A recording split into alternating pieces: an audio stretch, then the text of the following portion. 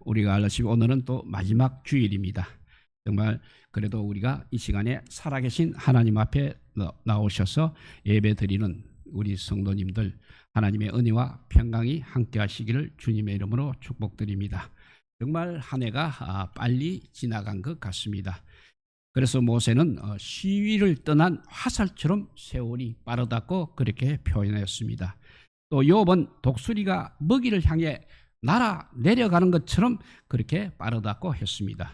그래서 욥기 9장 25절 26절을 보면 이런 말씀이 있습니다. 나의 날이 경주자보다 빨리 사라져버니 복을 볼 수 없구나. 지나가는 것이 빠른 배와 같고 먹이에 날라내리는 독수리와도 같구나 라고 했습니다. 그런 가운데서도 그래도 오늘 이 시간 이 자리에 인도하여 주시고 은혜 주신 하나님께 감사를 드립니다. 정말 우리 주님의 은혜로 지나왔음을 다시 한번 고백하며 주님을 찬양하는 우리 모두가 되시기 바랍니다. 오늘 본문은 사도 바울이 인생의 마지막이 가까움을 알고 이제 세상을 떠날 시간이 되었음을 알고 하나님 앞에서 그의 삶을 돌이켜보며 그가 복음으로 낳은 아들 디모데에게 고백하는 말씀입니다. 6절에 보시면 전제와 같이 내가 벌써 부어지고 나의 떠날 시각이 가까워도다 라고 했습니다. 여기서 전제라는 것은 구약에서 행해진 제사의 일종입니다. 전제는 제사 중에 포도주를 하나님 앞에 붓는 의식입니다. 바울은 이 전제를 자신의 죽음과 관련시켜서 말하고 있는 것입니다. 그래서 공동 번역에서는 이렇게 번역했습니다. 나는 이미 피를 부어서 희생제물이 될 준비를 갖추었습니다 라고 했습니다. 사도 바울은 이제 자신의 순교의 시간이 다가왔음을 알고 있었기 때문입니다. 그래서 이 말씀이 장례 예배에 많이 인용되고 있습니다. 그렇지만 한 해를 보내는 우리에게도 매우 교훈이 되는 말씀이 아닐 수 없는 것입니다. 우리도 반드시 생을 마감하는 날이 있음을 알고 있습니다. 또 달려갈 길을 다 마치는 때가 있음을 또한 알고 있습니다. 그렇게 한 해를 보내면서 지나온 날들을 돌아보는 계기를 삼았으면 좋겠습니다. 사도 바울은 하나님 그리고 우리가 믿는 예수님이 어떤 분인가를 말씀하고 있습니다. 1절에 보시면 예수님은 심판자이시다고 고백을 하고 있습니다. 8절에도 주 곧 어려우신 재판장이라고 말하고 있습니다. 예수님께서 주님이시라는 것은 그가 모든 세상을 다스리고 판결하시는 왕임을 뜻하고 있습니다. 그분은 창조자일 뿐만 아니라 통치자이시고 또한 심판할 재판장이십니다. 그의 심판, 우리 예수님의 심판을 피할 자는 세상에 아무도 없는 것입니다. 그 앞에서는 감추인 것이 드러나지 않을 것이 없는 것입니다. 그래서 창세 이후로 모든 사람들이 그 앞에서 벌거벗은 것 같이 설 것이라고 말하고 있는 것입니다. 하나님께서는 우리의 선악간에 행한 모든 일들을 반드시 심판하실 것입니다. 그래서 전도서 11장 9절 보면 청년이여 너의 어린 때를 즐거워하며 너의 청년의 날들을 마음에 기뻐하여 마음에 원하는 길들과 너의 눈이 보는 대로 행하라. 그러나 하나님이 이 모든 일로 말미암아 너를 심판하실 줄 알라고 했습니다. 그래서 욥은 내가 육체 이 가죽이 벗는 날에 육체 밖에서 하나님을 보리라고 했습니다. 반드시 심판의 그날은 온다는 것입니다. 우리 모든 인생에게 그날은 반드시 임한다는 것입니다. 아무도 그 심판할 날을 피할 수 없는 것입니다. 그러므로 우리는 하나님 앞에 설 때를 준비하면서 살아가야 하는 것입니다. 그러니까 시작이 있으니 끝이 있음을 기억해야 합니다. 또 그 마지막 날에 부끄럽지 않는 인생이 되도록 우리는 살아야 하는 것입니다. 끝은 반드시 오게 되어 있습니다. 그러나 언제인지는 아무도 모릅니다. 망설이고 낭비하고 준비하지 않고 있다가는 후회할 날이 반드시 올 것입니다. 그래서 영국의 작가 버나드 쇼는 이렇게 자기 묘비에 남겼습니다. 우물쭈물하다가 내가 이렇게 되었다. 이렇게 묘비에 남겼습니다. 심판자이신 하나님 앞에 서기 위해 사도 바울이 자신을 돌아본 것처럼 우리도 자신을 돌아보시기 바랍니다. 그리고 2절을 보시면 너는 말씀을 전파하라. 때를 얻든지 못 얻든지 항상 힘쓰라고 말씀했습니다. 또 5절에 가서도 보면 전도자의 일을 하라고 했습니다. 즉 복음 전파에 힘을 쏟는가 하는 것입니다. 복음 전파는 바로 우리 주님의 지상 명령이십니다. 그래서 우리는 때를 얻든지 못 얻든지 평생 힘써야 할 일이 복음 전파라는 것입니다.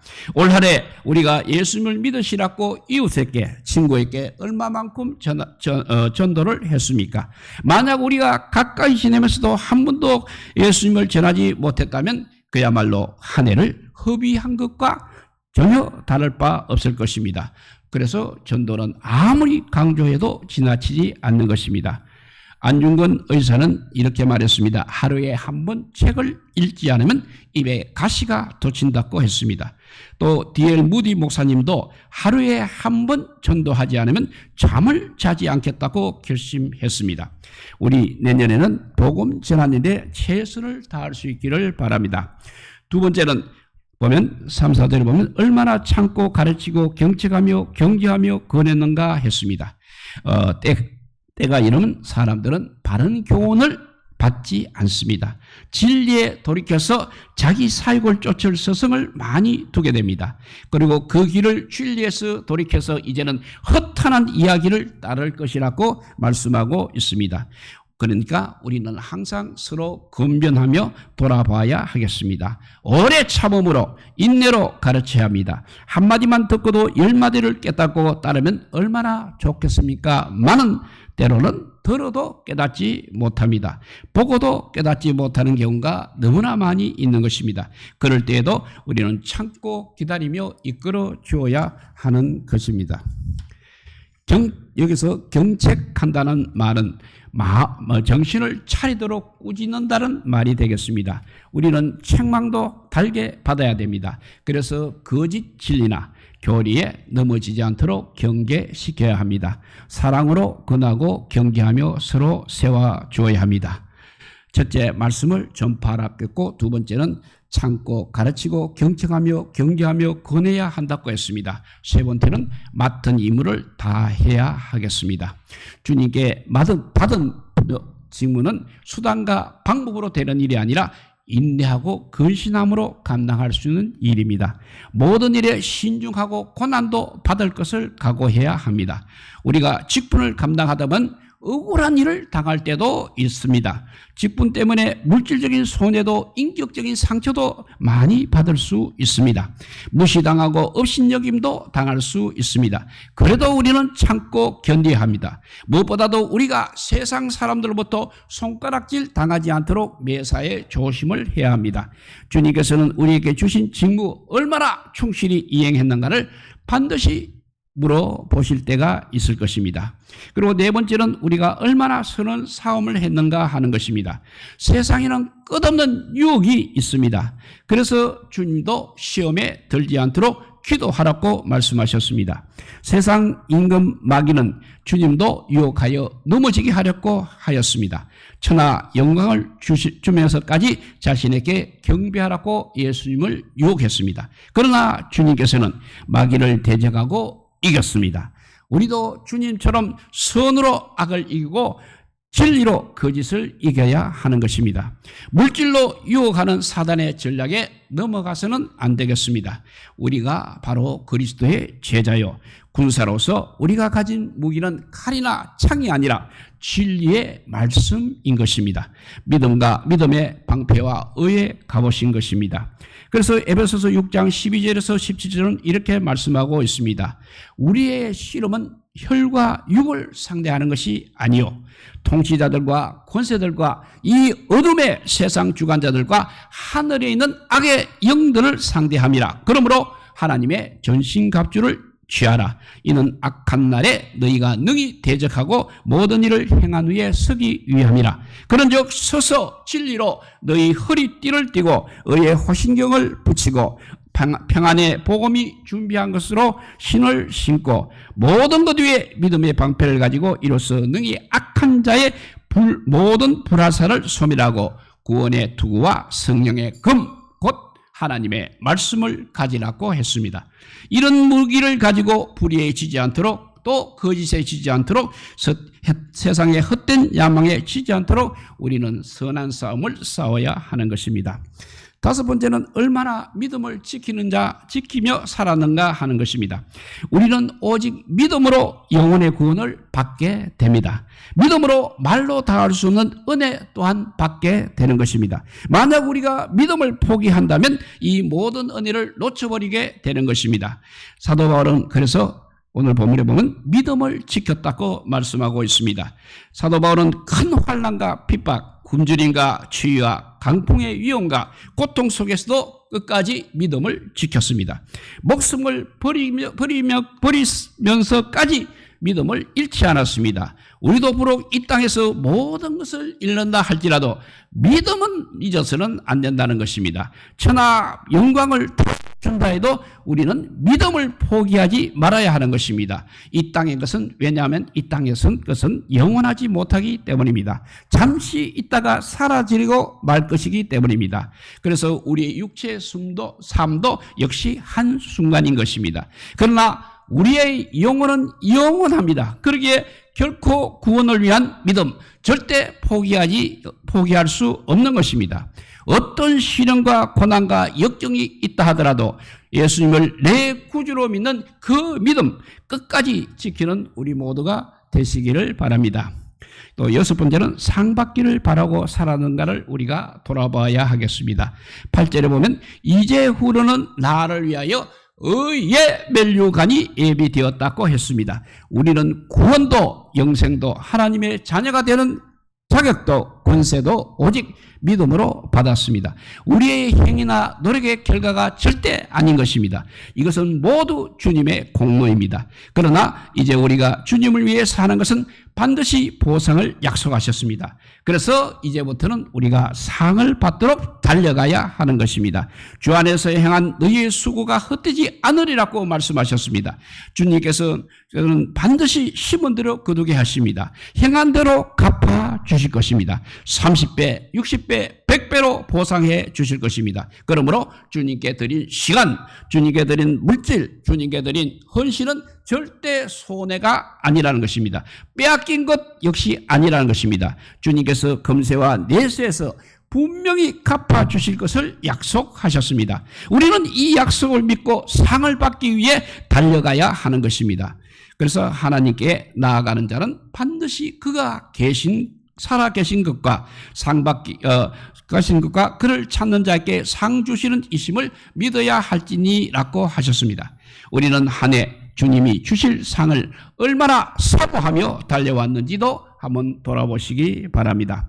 마지막 일곱 번째는 주님의 나타나심, 즉 주님의 재림을 우리가 과연 사모하고 살았는가 하는 것입니다. 8절 후반절에 보면 주의 나타나심을 사모하는 모든 자에게 도니라고 했습니다.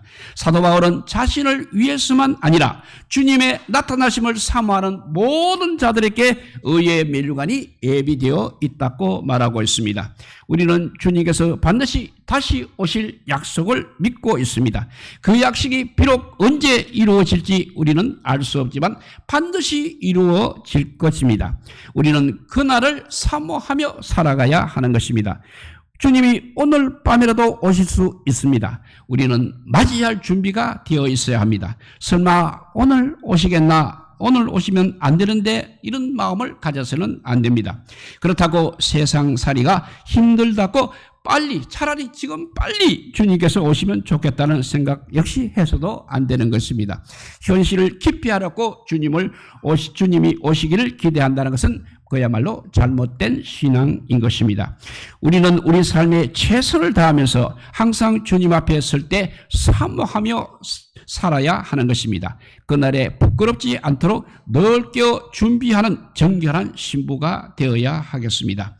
그래서 베드로 전서 4장 7절 8절에 보면 만물의 마지막이 가까웠으니 그러므로 너희는 정신을 차리고 근신하고 기도하라. 무엇보다도 뜨겁게 서로 사랑할지니 사랑은 허다한 죄를 덮느니라고 했습니다.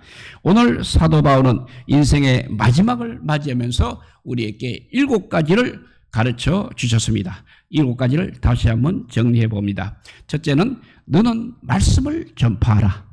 때를 얻든지 못 얻든지 항상 힘쓰라고 했습니다. 두 번째는 얼마나 참고 가르치고 경청하며 경계하며 권했는가 하는 것입니다.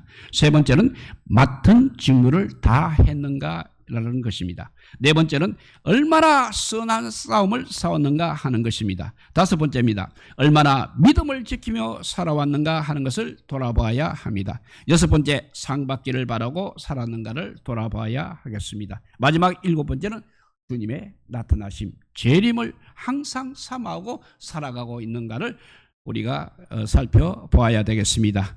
이제 우리도 올 한 해를 보내면서 이러한 일곱 가지들을 생각하면서 다시 인생의 분명한 목적을 발견하고 새해를 맞이하고 달려가기를 우리 주님의 이름으로 축복드립니다. 기도하겠습니다. 사랑의 하나님 감사합니다. 어쨌든 아버지 우리가 잘 살았든 못 살았든 주님의 은혜로 살은 것은 감사합니다. 그럼에도 불구하고 우리가 했던 걸 다 종합평가하기에는 너무나 우리가 부족함을 또한 고백하지 않을 수가 없습니다. 이제 올해보다 내년이 더 주님을 잘 섬기는 해가 되게 하여 주시고 세상이 점점 우리 믿는 자로 하여금 밝아지게 하는 역할을 할 수 있도록 인도하여 주시옵소서.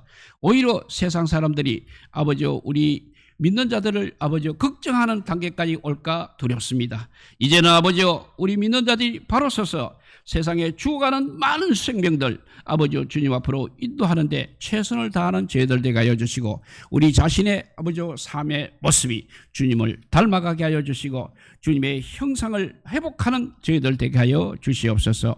오늘도 귀한 예배를 통해서 이 말씀을 통해서 하나님께 영광 올리는 귀한 주의 사람들이 다 되게 하여 주시기를 간절히 빌고 원하올 때 이 모든 말씀 아무 공도 없으나 우리 구주 예수 그리스도 이름으로 기도드리옵나이다. 아멘.